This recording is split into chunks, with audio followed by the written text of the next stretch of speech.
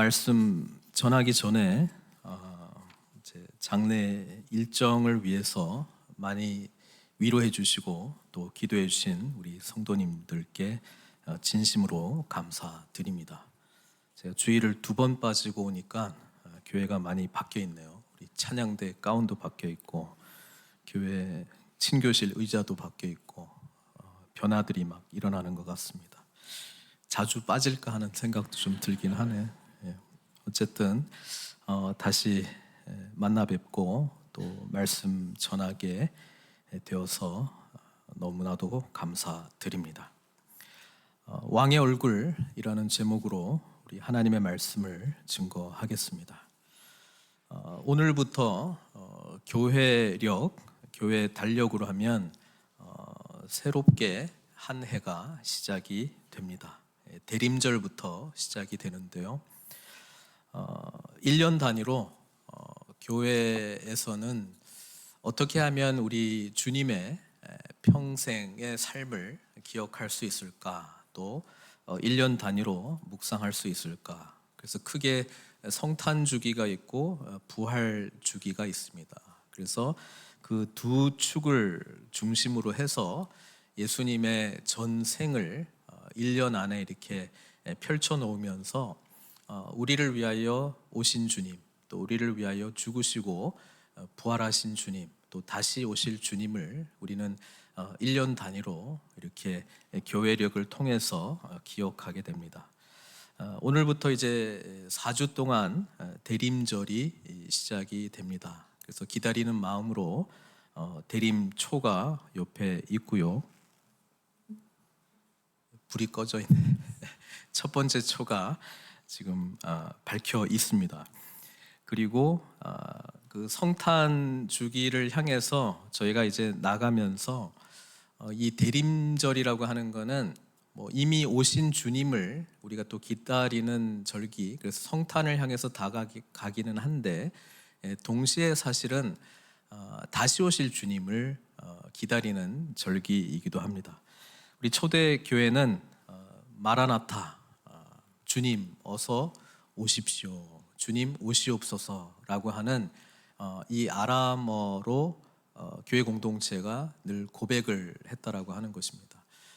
부활하신 주님을 기억해서 또 기념하면서 그 부활의 기쁨과 감격을 늘 누리는 주일, 또 Lord's Day, 그러니까 매주 작은 부활주일로 우리가 지키기도 하지만 이 대림절에서는 주님의 오심, 또 다시 오심을 마라나타라고 하는 이 고백을 통해서 초대교회 공동체는 고백했다라고 하는 것이죠.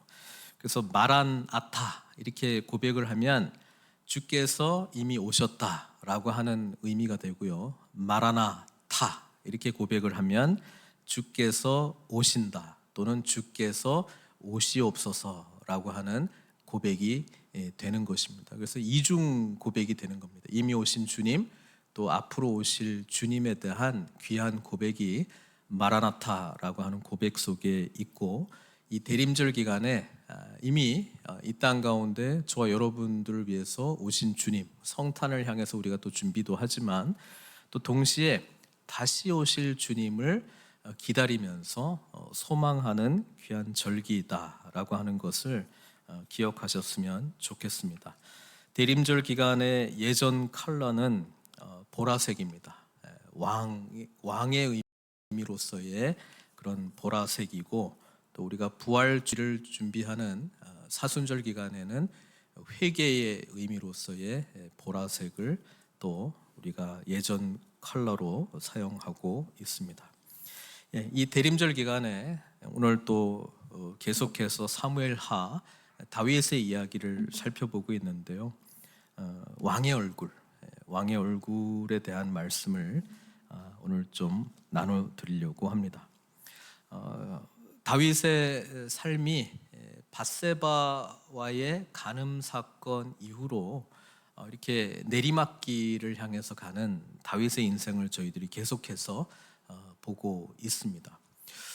왜 다윗에게 이런 일들이 일어났는가? 제가 전에도 말씀드렸지만 또 다른 차원의 하나님의 은혜와 긍휼을 구하는 과정이다라고 하는 것을 기억하셨으면 좋겠고, 오히려 지금 밧세바와 간음하고 난 이후에 사실 하나님 앞에서 다윗은 모든 십계명에서의 죄를 다 어겼음에도 불구하고 하나님이 여전히 이렇게 끌고 가고 있잖아요.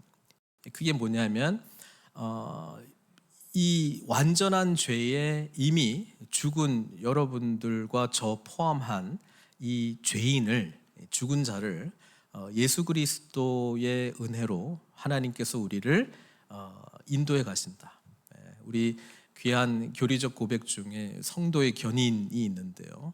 하나님의 놀라운 구원의 은혜 속에서 하나님께서 여전히 우리를 빚어가시고 다뤄가시고 있다라고 하는 것을 기억했으면 좋겠고, 오히려 이 과정 속에 다윗은 죄가 얼마나 엄청나게 무서운 것인가를 깨닫기를 원했고, 또 다윗 수준에서 이거는 참 잘못됐다, 이것은 뭐 좀 괜찮지 하는 것마저도 내려놓고 하나님의 관점에서 이 죄를 볼 뿐만 아니라 자신이 얼마나 처참한 죄인인가를 계속해서 체감하면서, 그럼에도 불구하고 베푸시는 하나님의 은혜를 향해서 다윗을 인도하고 있다라고 하는 것을 우리는 이 본문의 이야기들 통해서 계속 붙들어야 될 줄로 믿습니다.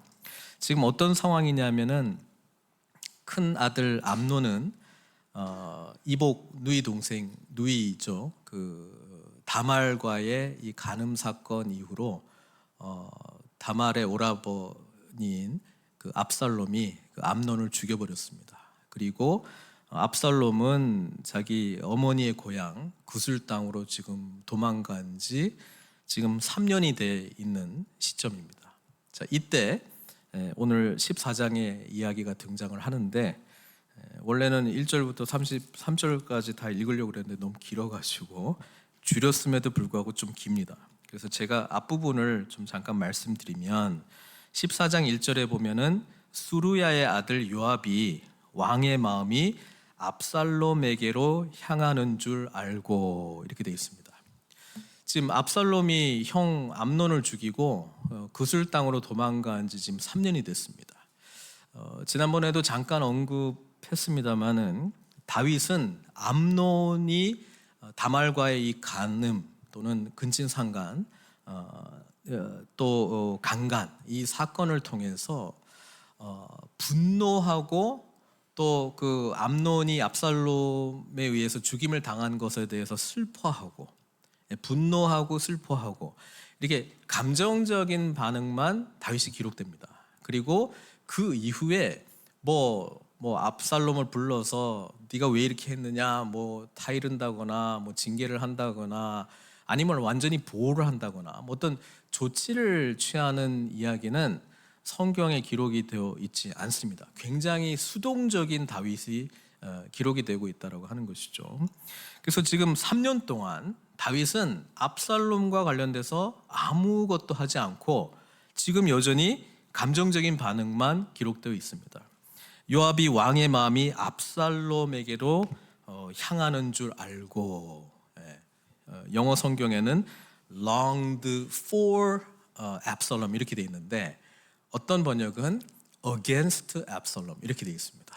그러니까 이게 간절히 사모하는 마음일 수도 있고, 지금 압살롬을 향한 굉장히 분노의 마음이 여전히 또 있다라고 하는 것이죠.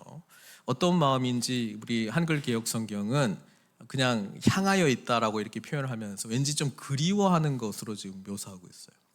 그리워하겠죠. 압살롬을 보고 싶어 하겠죠.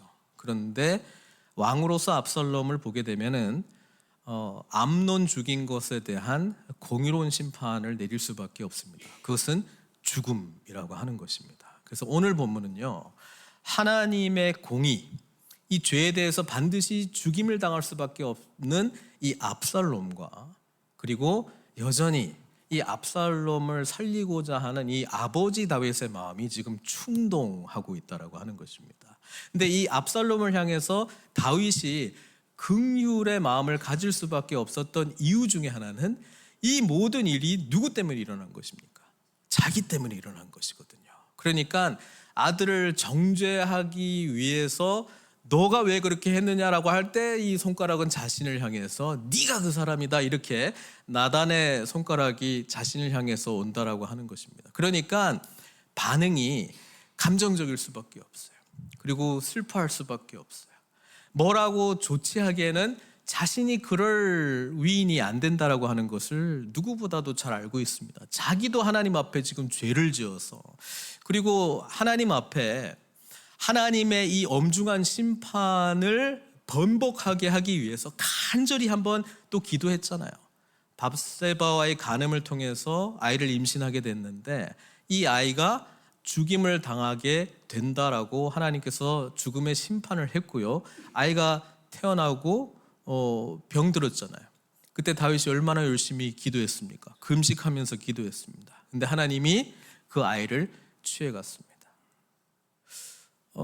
다윗은 하나님이 죄에 대해서 반드시 심판하신다는 것 알고 있었고요. 그리고 하나님이 말씀하시면 반드시 이루어진다는 것도 알고 있었습니다. 나단 선지자를 통해서 밧세바와의 범죄 이후에 칼이 내 집을 떠나지 아니할 것이다, 그렇게 진행되고 있고요. 그 다음에 재앙이 너의 가문에 임할 것이다 알고 있었거든요. 그러니까 지금 이 진행되는 모든 일은 하나님께서 그렇게 하시겠다고 작정한 일이에요. 여기에 대해서 하나님 안 됩니다 라고 부르짖기에는 자신의 죄가 너무 큰 것 같고, 용서받았다라고 이야기를 했음에도 불구하고 이 죄에 대한 대가는 지불해야만 될 것 같은 이 상황 속에 압살롬에 대해서 이래라 저래라 어떻게 해야 될지 이러지도 저러지도 못하고 있는 다윗의 모습이라고 하는 겁니다. 이 기간이 3년이 지나갔어요. 다윗은 얼마나 괴로웠을까요? 살리고 싶은 마음도 있습니다. 아니, 살리고 싶은 마음이 더 간절하겠죠. 그런데 아무리 봐도 암논을 죽인 이 살인죄를 면책을 줄 수 없다라고 하는 것입니다. 자, 이 마음을 옆에 있는 군대 지휘관 장관이었던 요압이 3년 동안 지켜보고 있으니까 얼마나 괴롭겠어요. 이 괴로워하는 다윗의 모습 속에 이 다윗의 나라, 나라도 지금 돌아가야 되는데 다윗이 아무것도 못하고 있으니까 안 되겠다 싶어서 두고와 여인, 지혜로운 여인을 데리고 와서 이렇게 이야기를 꾸민 게 오늘 우리가 읽었던 이야기입니다. 자, 이게 나단 선지자가 했던 것하고 비슷해요. 다윗은 자기 이야기에 대해서는 이래라 저래라 말 못하는데 우리도 그렇잖아요. 남 이야기는 너무나 훈수를 잘 둬. 너무나 정확하게 잘 봐. 이렇게 하는 게 잘못됐고 이렇게 하는 건 옳고 너무나 잘 보입니다. 그래서 이 두고와 여인을 통해서 이런 이야기를 하는 거예요. 요약하면 자기에게 아들이 둘이 있는데 형이 동생을 싸우다가 죽여버렸다는 거예요. 그래서 살인죄는 죽음으로 이 죄에 대해서 대가를 지불해야 되는데, 아니 이 사람들이 와서 내 큰아들까지 죽여버리면 내가 남는 게 뭐가 있느냐, 그 이야기를 하는 거거든요. 자, 이때 다윗이 이 이야기를 듣고 주저없이 대답합니다. 뭐라고 이야기합니까? 8절에 왕이 여인에게 이르되 내 집으로 가라, 내가 너를 위하여 명령을 내리리라. 그러니까 이 여인을 위한 명령을 내리겠다라고 하는 건데 이 여인이 뭔가 구체적이지 않아요. 그래서 다윗한테 매달립니다. 더 구체적으로 알려달라고. 그러니까 10절에 다윗이 한 번 더 이야기를 하는데 뭐라고 이야기했냐면 누구든지 내게 말하는 자를 내게로 데려오라, 그가 다시는 너를 건드리지도 못하리라. 앞에 게 좀 모호했다면 이제는 좀 분명해졌거든요. 너한테 이 아들은 죽어 마땅한 자다라고 말하는 사람이 있으면 다 내한테 데려와. 그럼 내가 아무도 건드리지 못하게 할 것이다. 그래도 불안한 거예요. 율법의 이름으로 정의를 행하는 자가 혹시 나타나면 어떡합니까? 피해 복수자가 나타나서 우리 큰 아들을 죽여버리면 어떡합니까? 그런 염려가 있었거든요. 그러니까 11절에 여인이 이렇게 이야기했죠. 청하건대 왕은 왕의 하나님 여호와를 기억하사 원수 갚는 자가 더 죽이지 못하게 하옵소서. 내 아들을 죽일까 두렵나이다. 그러니까 다윗이 이렇게 말합니다. 여호와께서 살아계심을 두고 맹세하노니, 이제 그냥 하나님 앞에서 맹세하게 만들어 버렸어요. 내 아들의 머리카락 하나도 땅에 떨어지지 아니하리라. 이렇게 굳건한 확실한 아들 보호 약속을 받았어요. 자, 이렇게 이 이야기에 대해서 다윗은 살인했던 그 큰아들의 죄에 대해서 뭡니까? 은혜를 베풀어 줬잖아요. 살려주는 선택을 했거든요. 그러니까 드고아 여인이 이것을 이제 가지고 오죠. 아니, 내 아들에게는 그렇게 판단하시면서 당신에게는 왜 똑같은 이 판단을 내리지 못합니까? 지금 누구 이야기하는 거예요? 압살롬. 압살롬도 암논 죽이지 않았습니까? 근데 살리고 싶으시다면, 은혜를 베푸시고 싶으시다면 얼마든지 하실 수 있는데 왜 행하지 않습니까? 왕이 그렇게 한들 누가 반대하겠습니까? 당신은 선악을 분별할 수 있는 하나님의 지혜를 가진 분이십니다. 그 이야기를 하는 거거든요. 그러니까 다윗이 지난번하고 똑같잖아요. 나단 선지자가 부자가 있고 가난한 사람이 있는데, 가난한 사람은 암양을 자기 자식처럼 여기고 있는데, 이 부자가 그 암양을 손님 대접한다고 죽여가지고 이렇게 대접했다. 그러니까 분노하면서 막 바로 공의의 판결을 내렸잖아요. 근데 여기서는 은혜의 판결을 내리도록 유도했습니다. 굉장히 재밌죠. 그러니까 다윗이 자기 상황에 적용할 수 있는 이 이야기를 듣고 뭐라고 이야기하냐면, 요압이 너 보냈지, 이렇게 말합니다. 요압이 너 보냈지. 그러니까 이 여인이 말해요. 요압이 보냈다고. 그러니까 21절, 왕이 요압에게 이르되 내가 이 일을 허락하였으니. 그러니까 뭐냐면, 그렇네, 내 마음이 지금 은혜의 판결을 내리기를 원하네. 그걸 확인했고요. 또 그렇게 하고 싶은 거예요. 그래서 요압에게 허락한다. 그러니까 요압이 절하고 내가 요구했던 걸 들어주셔서 감사합니다, 이렇게 이야기를 하고 그술 땅에 가서 압살롬을 3년 만에 데리고 오는 거예요. 그런데 오늘 재밌는 이야기가 뭐냐면, 예루살렘으로 압살롬을 데리고 왔는데 다윗이 만나줘요, 안 만나줘요? 안 만나줘요. 이건 또 뭐예요? 24절, 왕이 이르되 그를 그의 집으로 물러가게 하여 내 얼굴을 볼 수 없게 하라. 압살롬이 자기 집으로 돌아가고 왕의 얼굴을 보지 못하니라. 이거는 또 뭐예요? 다윗이 얼마 동안 압살롬을 안 만나냐면 2년 동안 안 만나줍니다. 2년 동안. 자, 2년 동안 안 만나주니까 압살롬은 좀 아버지가 나를 용서하셨는가 보다 해가지고 요압 따라 갔는데, 왕이 안 만나준대. 너 집에 가 있어. 집에 가 있었겠죠. 뭐 하루가 지나고, 오늘은 불러줄라나? 일주일, 한 달, 2달, 2년이 지났는데도 안 불러줘요. 여러분이 압살롬 같으면 어떤 생각이 들었을까요? 도대체 아버지가 왜 나를 불러온 거야?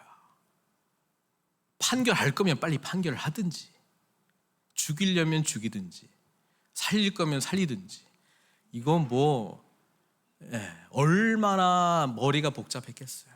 그러니까 답답해서 우리 성경 보니까 자기를 여기로 데려온 요압한테 전령들을 보냅니다. 아버지 좀 만나게 해달라. 근데 요압도 안 만나주는 거예요. 그래서 어떻게 합니까? 우리가 읽진 않았습니다. 요압의 보리밭에 불을 질러버립니다. 성경 참 재밌어요. 그죠? 30절에 보니까 압살롬이 자기의 종들에게 이르되 보라, 요압의 밭이 내 밭 근처에 있고 거기 보리가 있으니 가서 불을 지르라. 보리가 무슨 죄야, 그죠? 질러버려. 그러니까 압살롬의 종들이 그 밭에 불을 질렀더니 그제서야 요압이 쫓아온 거예요. 왜 불질렀어? 그러면서 32절에 압살롬이 요압에게 지금 2년 동안 담고 있었던 이야기를 꺼내요. 그게 뭐냐면, 내가 일찍이 사람을 내게 보내 너를 이리로 오라 청한 것은 내가 너를 왕께 보내 아뢰게 하기를 어찌하여 내가 그 술에서 돌아오게 되었나이까? 이때까지 거기에 있는 것이 내게 나았으리이다. 아니, 데려와서 안 볼 거면 뭐 하려고 나를 데리고 왔느냐? 차라리 그냥 구슬땅에 2년 더 살고 있는 것이 낫지 않겠느냐? 이제는 내가 나로 하여금 왕의 얼굴을 볼 수 있게 하라. 아버지 얼굴 좀 보게 해달라. 왕의 얼굴을 좀 보게 해달라. 내가 만일 죄가 있으면 왕이 나를 죽이시는 것이 옳으니라. 지금 결단을 한 거예요. 이거 뭐 이렇게 사느니 차라리 죽는 게 낫다. 그냥 아버지 나를 죽일 거면 빨리 죽이시고, 뭐 살릴 거면 살리고, 보기 싫다 그러면 그렇다고 말씀하시고, 내칠 거면 내치고, 뭐 어떻게 좀 했으면 좋겠다라고 이 답답한 압살롬의 2년 동안의 고백을 지금 말하고 있는 것이죠. 그 다음에 성경이 어떻게 끝나냐면 33절, 요압이 왕께 나아가서 그에게 아뢰매 왕이 압살롬을 부르니, 지금 얼마 만에 만나는 거예요? 5년. 구슬땅에서 3년. 요압 통해서 데려오라 그래 놓고 안 만나잖아요. 2년 동안 안 만나요. 지금 5년 만에 만나는 거예요. 지금 대화 내용은 하나도 없어요. 상상을 좀 해봐야 돼. 지금 장면이 어떤 거. 압살롬을 부르니 그가 왕께 나아가 그 앞에서 얼굴을 땅에 대어 그에게 절하매 왕이 압살롬과 입을 맞추니라. 지금 얼굴 마주치고 가장 친밀한 접촉이 이제 입 맞추는 거거든요. 아버지가 아들하고 5년 만에. 자, 이 짧은 입 맞춤에 압살롬은 결단해요. 다음 주에 살펴볼 반역해야지.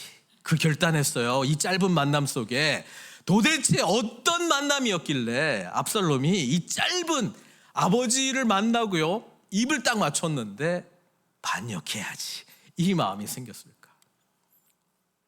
압살롬만 알았어요.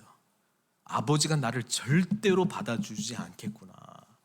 지금 암논이 큰아들이었고요, 지금 압살롬이 셋째인데 아마 둘째는 일찍 사망했던 것 같아요. 그래서 다음 서열이 지금 압살롬이거든요. 근데 아버지가 지금 날 부르지도 않고요, 지금 이 5년 만의 만남 속에서 이 싸늘한 뭔가를 경험했던 거예요. 아, 나를 제끼는구나. 이걸 딱 감지를 해버렸어요. 그래서 반역의 마음을 품습니다. 자, 반면에 다윗은요, 어쩔 수 없이 지금 만나는 거거든요. 근데 이때도 거절할 수 있었어요. 그런데 만나 준 거예요. 이 아버지 다윗은 어떤 마음이었을까? 그리고 성경은 둘 사이에 그 어떤 대화도 없었던 걸로 그냥 기록을 합니다. 뭐 미안하다 부르지 못해서, 아니면 뭐 잘 있었느냐, 그것도 아니고요. 너 그때 왜 그랬어? 뭐 그런 것도 아니고요. 너 다시는 안 봐, 그것도 아니고요. 아무 말도 안 해요. 근데 압살롬의 해석은, 아버지가 나를 죽이지는 않는데 그렇다고 나를 후계자로 삼아줄 것 같지는 않구나. 그렇다면 나는 내 나라 세워야지. 그렇게 결정한 거예요. 자, 14장. 성경책은 하나의 말씀인데 이거 우리 어떻게 받아들이면 돼요?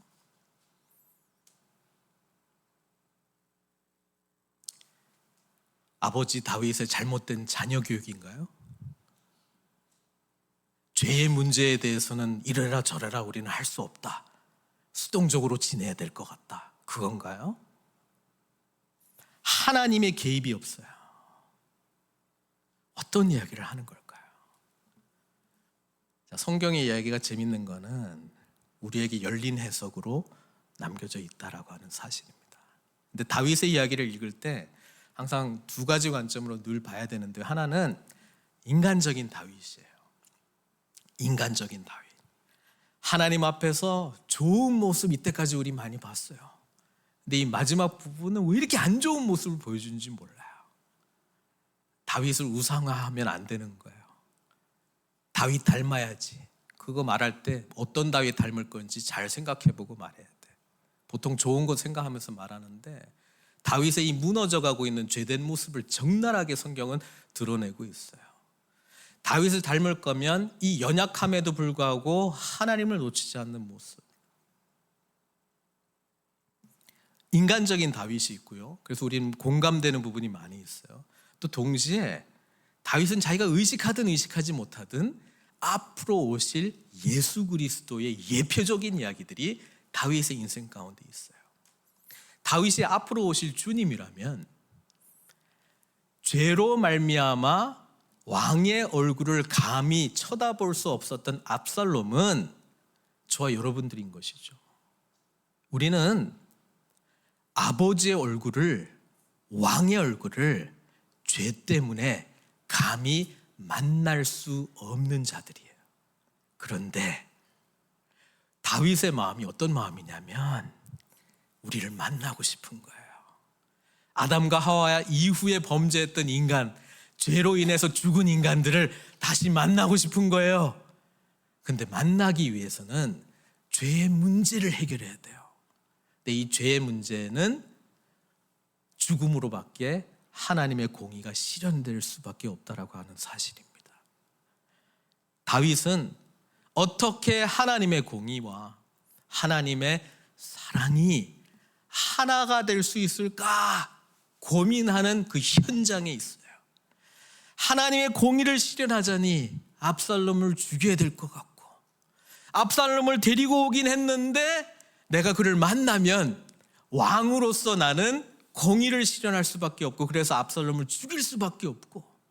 그런데 하나님의 은혜를 생각해 본다면 자신도 죽은 자였는데 하나님이 이렇게 그나마 살려주신 은혜 생각하면 압살롬을 살려야 될 것 같은데, 처음에는 그 마음이었는데 나단 선지자를 통해서 깨닫게 된 하나님의 공의와 이 드고와 여인을 통해서 깨닫게 된 하나님의 은혜는 조금 차이가 있는데, 나단 선지자는 하나님의 말씀이 거기 있었어요. 하나님의 뜻이 거기 있었어요. 그런데 이 드고와 여인과 관련해서 본인이 생각했던 은혜와 긍휼에 대해서는 하나님의 말씀이 있었습니까? 없었습니까? 없었습니다. 그러니까 하나님의 구체적인 말씀이 없었기 때문에 자신의 이 생각이 있긴 하는데 하나님이 기뻐하실까? 이것은 하나님이 원하시는 상황일까?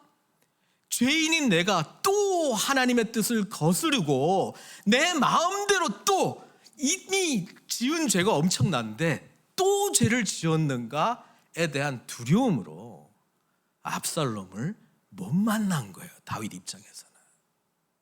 어떻게 해야 되지? 만나야 됩니까? 말아야 됩니까? 살려야 됩니까? 죽여야 됩니까? 하나님의 나의 죄에 대한 이 저주의 심판으로부터 나는 어디까지 감내해야 됩니까? 하나님 용서해 주시는 것입니까? 살려주시는 것입니까? 끊임없는 질문 속에 하나님의 침묵밖에 없다는 거예요. 그러니까 다윗이 이러지도 저러지도 못해요. 압살롬과 입맞춤, 다윗 입장에서는 슬프고 쓰디쓴 입맞춤이었어요. 내가 너를 만났기 때문에 나는 판결해야 될지도 몰라. 그러나 동시에 나는 너를 살리고 싶어. 근데 이 모든 일은 나의 죄 때문이야. 이 마음속에 복잡한 마음을 갖고 그토록 그리웠던 압살롬, 그러나 그토록 만나서는 안 되는 압살롬과의 짧은 입맞춤이 다윗이 경험했던 아버지로서의 최선이었다라고 하는 사실이죠.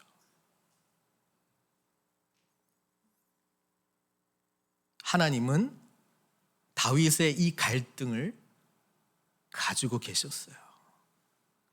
저와 여러분들을 사랑하십니다. 근데 우리는 죄 때문에 죽음의 심판을 받을 수밖에 없는 존재들입니다. 이미 죽은 자들입니다.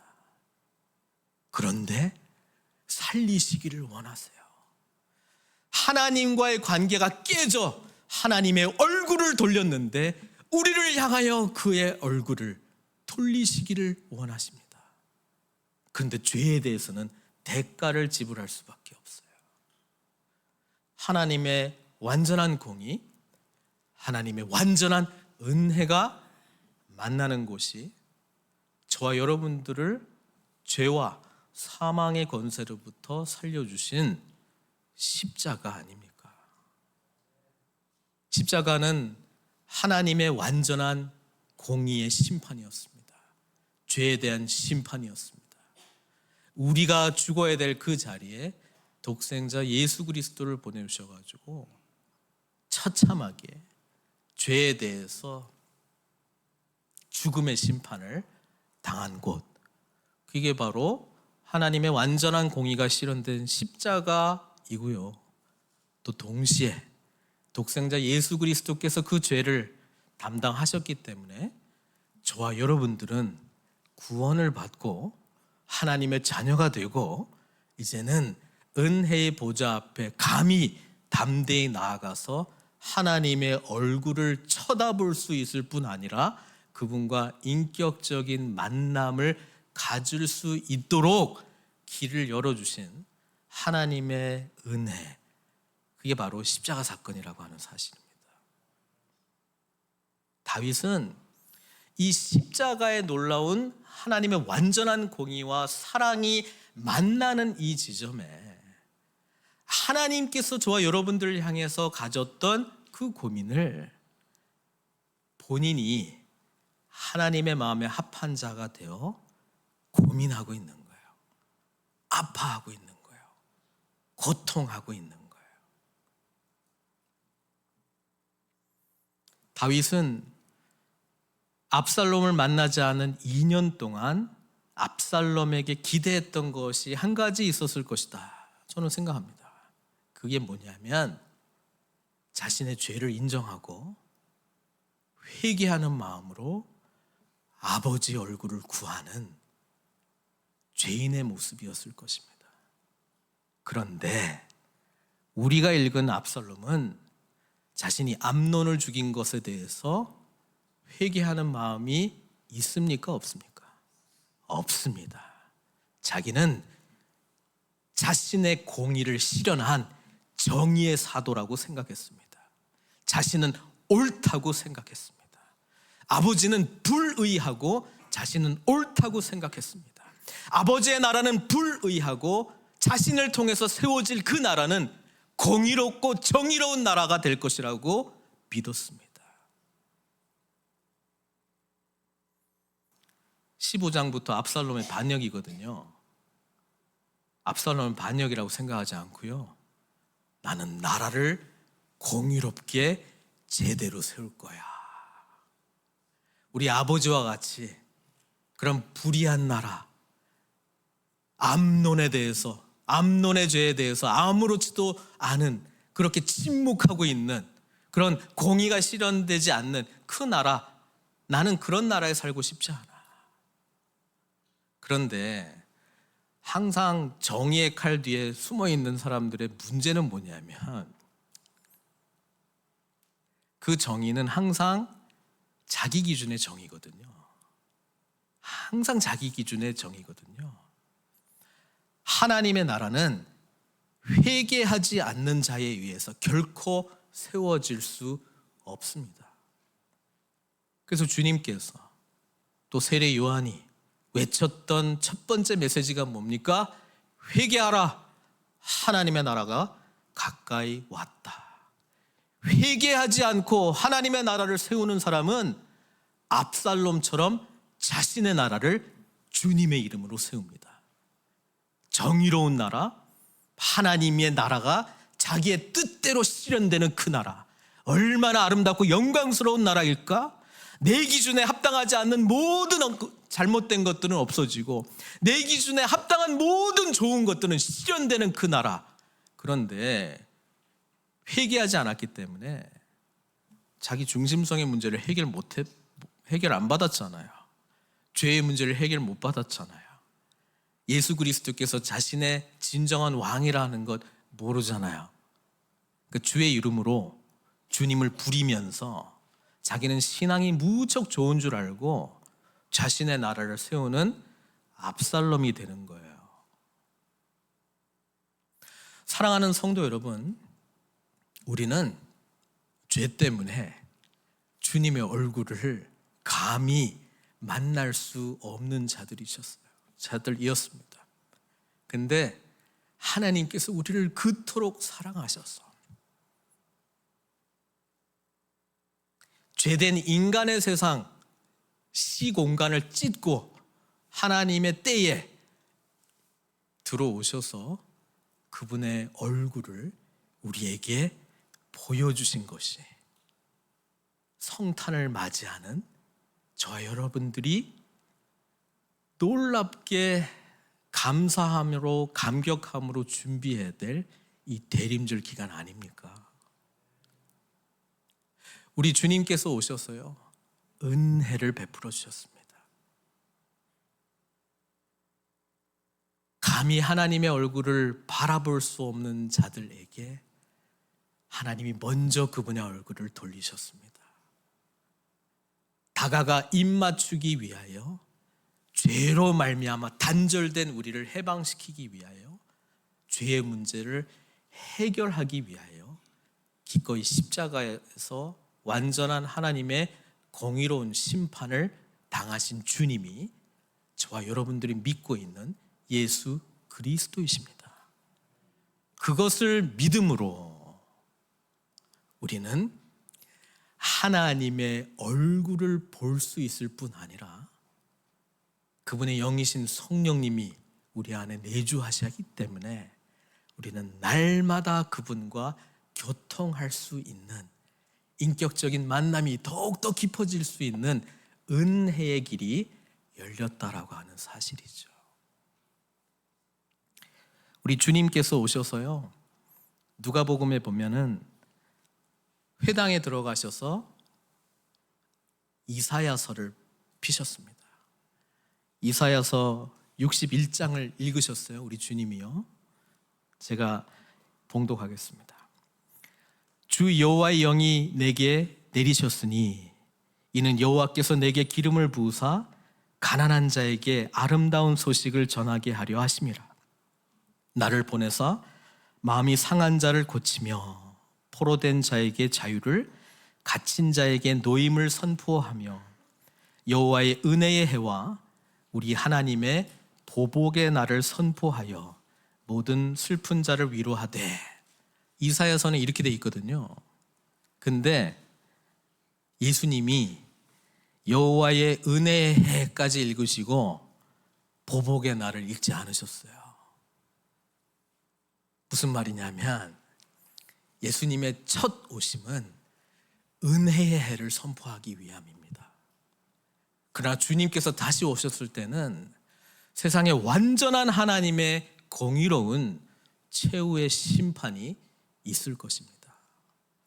하나님의 은혜는 감히 하나님의 얼굴을 쳐다볼 수 없었던 죄 가운데 있었던 저와 여러분들이 압살롬처럼 감히 하나님을 만날 수 없었는데, 왕의 얼굴을 볼 수 없었는데, 회개하는 자에게 죄 사함의 은혜로 말미암아 이제는 우리가 늘 왕의 식탁에 나가 그분과 늘 교제할 수 있는 은총 입은 자들이 되었다라고 하는 사실이죠.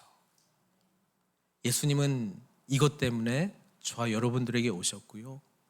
그래서 우리는 왕의 얼굴을 기쁨과 감격으로 바라볼 수 있고요. 입맞춤을 통해 반역의 마음이 아니라 오직 하나님의 뜻에 순종하겠노라는 결단으로 저 여러분들은 나아가는 것입니다. 말씀을 맺겠습니다. 대림절, 우리 주님께서 바로 이 일을 위해서 오셨고요, 주님께서 다시 오시면 하나님의 완전한 공의가 실현될 줄 믿습니다. 그 사이에서 하나님께서 저와 여러분들에게 베푸신 은혜를 기억하면서 하나님의 뜻에 반하는, 내 뜻으로 세워지는 나의 나라가 아니라 오직 나를 부인하고 그리스도 안에서 새로운 피조물로 그리스도를 참된 왕으로 모시며 세워주는 그분의 나라를 이루시는 저와 여러분들 되시길 주님의 이름으로 축원드립니다. 기도하겠습니다.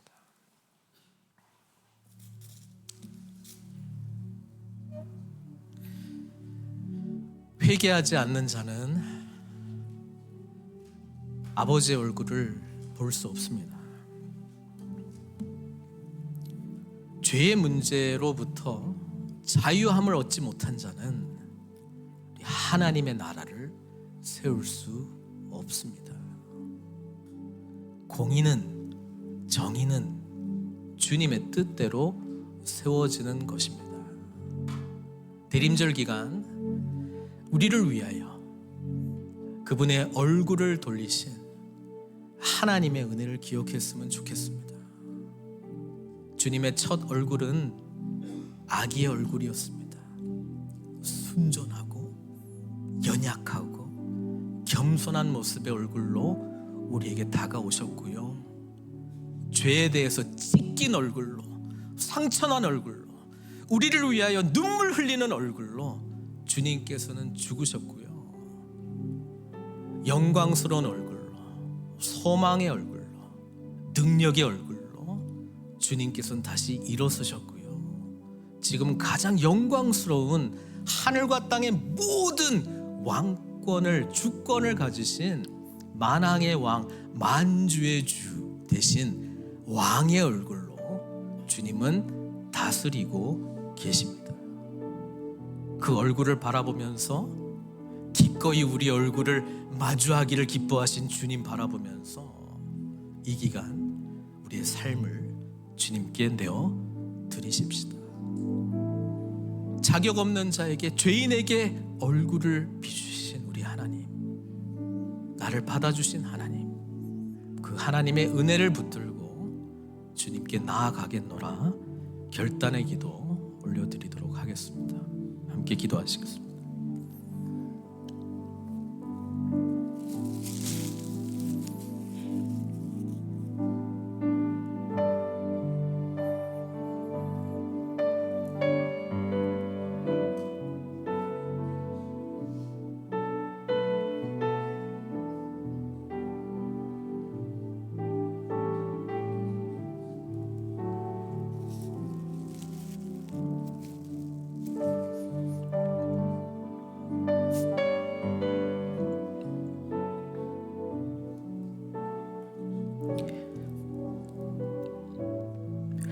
하나님, 우리가 무엇이건데 주님의 얼굴을 우리를 향하여 드시는지요.